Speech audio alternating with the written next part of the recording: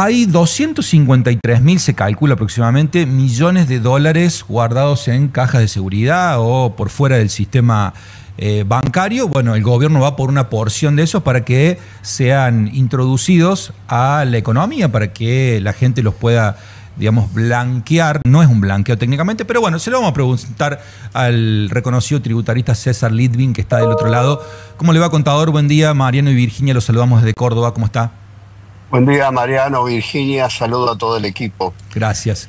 Bueno, esto técnicamente no es un blanqueo, pero ¿se le parece un tanto o no? Dígame usted. A ver, vamos a decirlo con claridad. Este es un régimen que tiene varias partes. Ajá. La más notable, la más importante es que se crea un régimen simplificado de impuesto a las ganancias.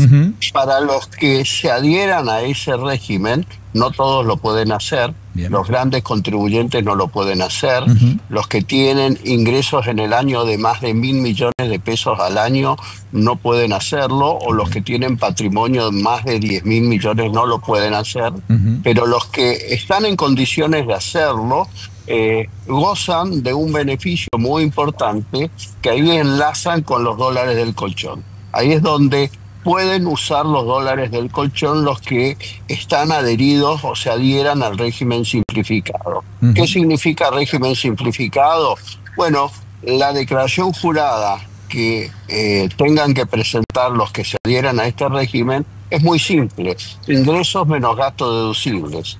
A diferencia de lo que estaba vigente hasta el día de hoy, que había que presentar todos los datos del patrimonio al inicio, patrimonio al cierre, cuánto gastás para consumir en el año, etcétera. Entonces, de alguna manera se le da mucha menos información a Arca, y además esto se enlaza con que si empieza a pagar correctamente el impuesto a partir de ahora, ¿sí?, se le produce los mismos efectos que un blanqueo, un bloqueo fiscal, ¿sí? Entonces, yo creo que, para decirlo más técnicamente, hay que distinguir entre stock de los dólares del colchón a lo que significa el flujo futuro. Por el flujo futuro de ingresos hay que pagar bien para lograr ese bloqueo. Y eso significa que aquel que se adhiere al régimen simplificado de ganancias y tiene dólares no declarados, ¿sí?, pero que proviene de una actividad lícita, obviamente, ¿sí?, acá no se cura el dinero sucio, solamente es dinero negro, ¿sí? Entonces, de esta forma, el que tiene esos dólares en el colchón, que estando en el colchón no les rinde nada, ¿sí?, y sabemos que hay inflación internacional, lo puede usar para que le genere renta o para darse algún gustito, ¿sí?, irse a la Sierra de Córdoba a pasear y disfrutar la vida, ¿sí? Cobramos en pesos acá, ¿eh? ¿Cómo? Cobramos en pesos. Claro, bueno, sí, bueno, pero No, hoy esos dólares, supongo que si reciben dólares, lo van a recibir con gusto. Si le dan dólares, lo van a recibir con gusto. Usted hizo recién la distinción, es dinero no declarado, no dinero sucio. Si ahora Arca puede pedir menos información sobre ese dinero, ¿cómo sabe si es dinero no declarado o sucio?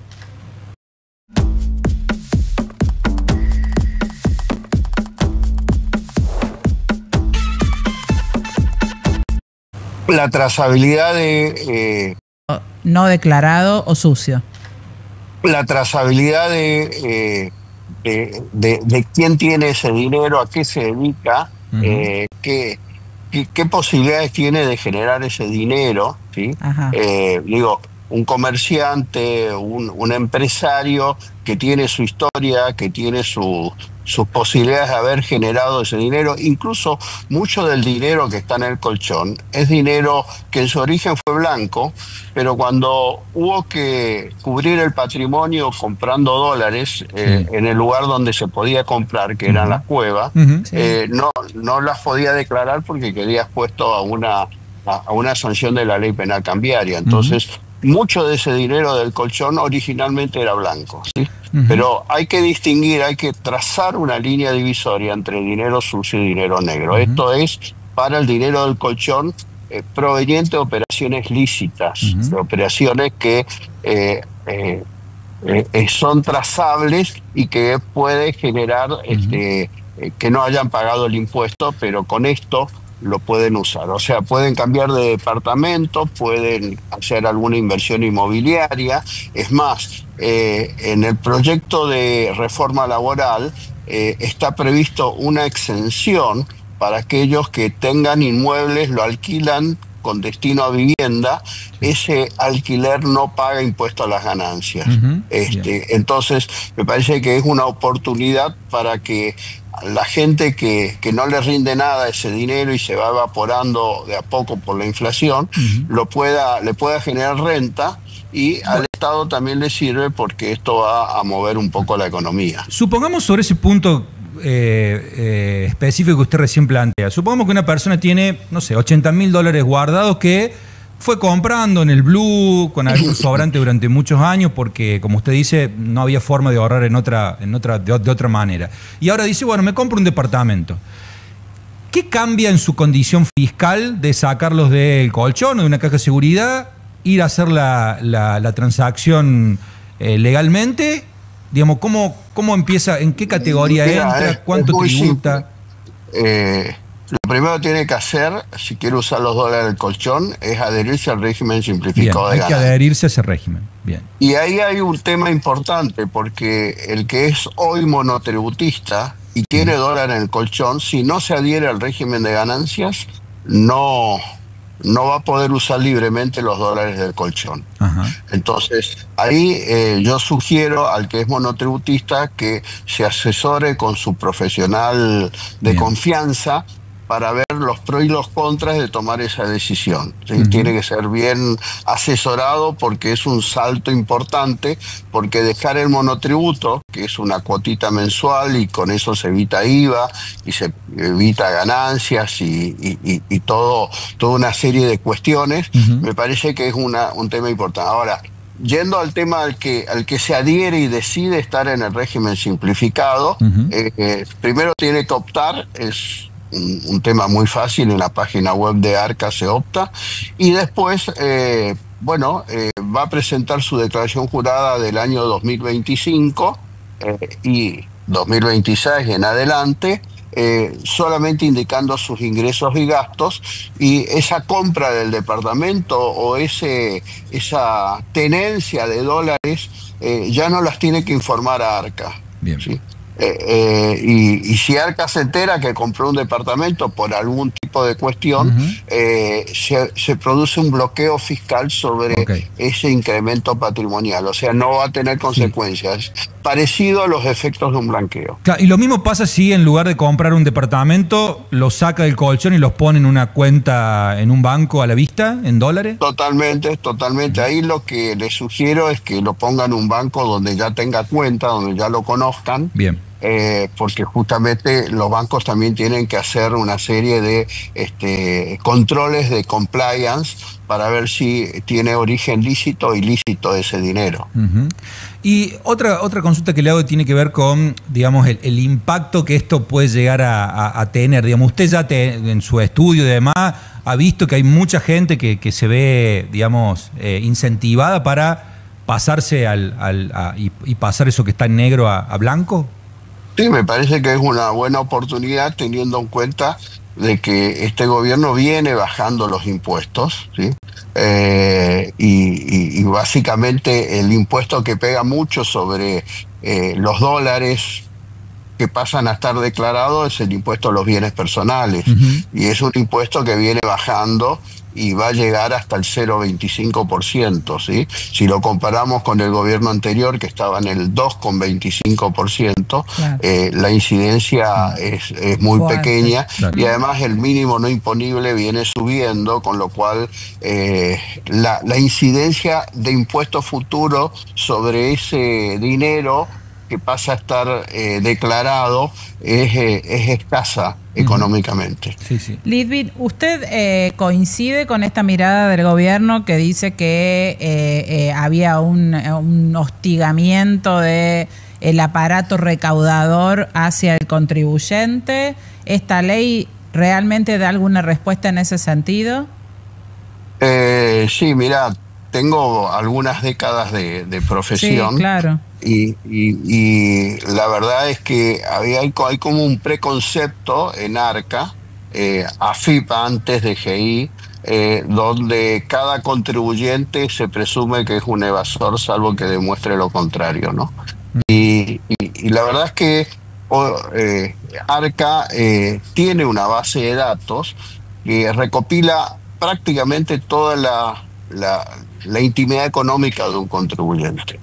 Cuando salió este plan hace unos meses de los dólares del colchón, se levantaron mucho los umbrales de información que recibe Arca, ¿sí?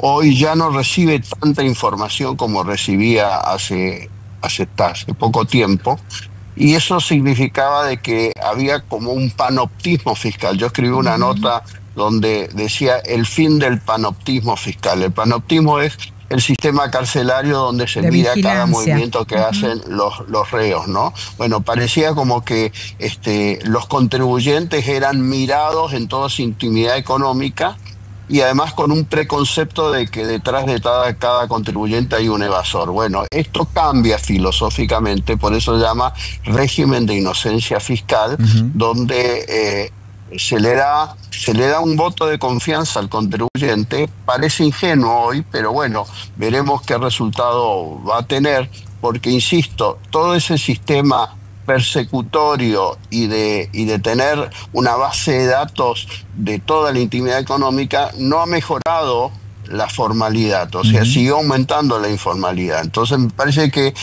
bueno, algo hay que hacer, algo diferente a lo que se venía haciendo, para ver si dándole más confianza al contribuyente, el contribuyente declare todo lo que tiene que declarar de acá en más. Claro. Por último, le pregunto, por lo menos de mi parte, bueno, es muy reciente, el viernes se sancionó la ley.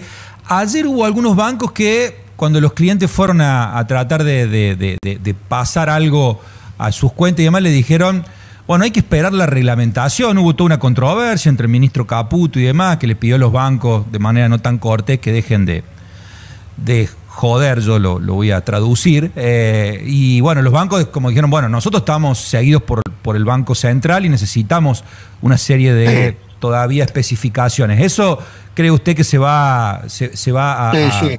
Mira, hay dos cuestiones. Sí. Por un lado, sí hace falta normas del Banco Central y quizá alguna otra norma de la UIF. Esto sucedió en los blanqueos anteriores siempre, que los bancos, por sus normas de compliance, tienen que verificar la legitimidad del origen del dinero, ¿sí?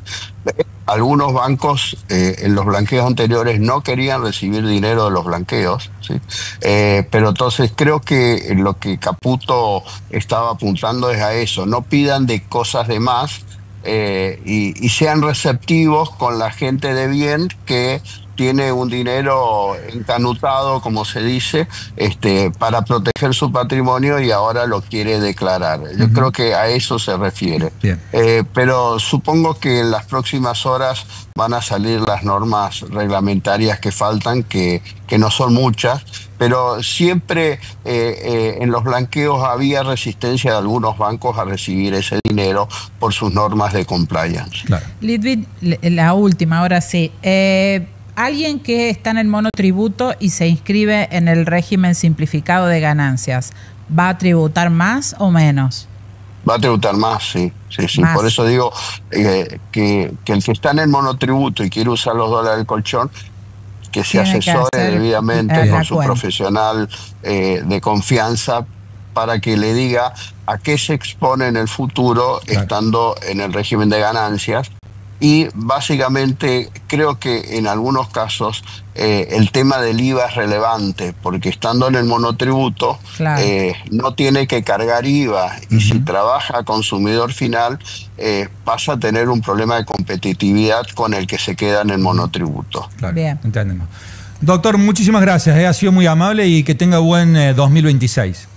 Igualmente, felices fiestas y buena jornada para el día de hoy. Gracias, muchas gracias. Bueno, ahí pasaba el abogado tributarista César Litvin, aclarando algunos puntos. Sí, no es tan sencillo. La facilidad del monotributo que lo administra la persona, ya cuando pasás al régimen simplificado de ganancias, creo que ya tiene que intervenir un contador, después, por ejemplo. Es otro trato. A mí ahí me entra otra duda. Es si el gobierno se pone tan laxo, ¿por qué uno blanquearía?